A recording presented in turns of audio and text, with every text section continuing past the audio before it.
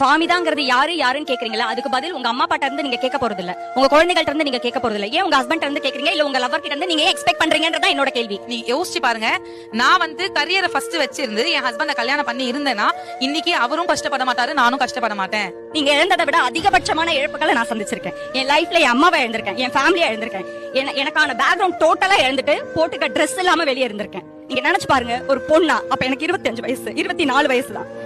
என்னோட சுத்தி இருந்த அத்தனை பேரும் என்ன கொற்ற மழையில வெளியே அனுப்பிட்டாங்க. இன்ன வரைக்கும் என் சொந்தக்காரங்கள் என்கிட்ட பேசுவாங்க, பண்ணுவாங்க. ஆனா எல்லார் மனசுக்குள்ளேயும் எல்லாரோட கண் பார்வையிலும் நான் எப்படி இருப்பேன் அப்படின்னா, நான் ஒரு கொலைகாரியா தான் இருப்பேன். இன்னைக்கும் நான் அந்த காதலை பண்ணதுக்காக நான் தப்பா நினைக்கலமா.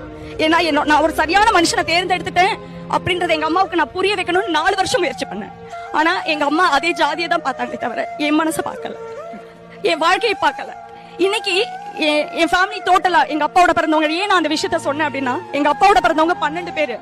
அந்த 12 பேரும் சொல்றாங்க, இந்த மாதிரி ஒரு மாப்பிள்ள நாங்க பார்த்தாலும் கிடைக்காது. என் ஹஸ்பண்டோட ஃபேமிலிலயும் சொல்றாங்க, இந்த மாதிரி ஒரு மருமக வேற யாருக்கும் கிடைக்காது.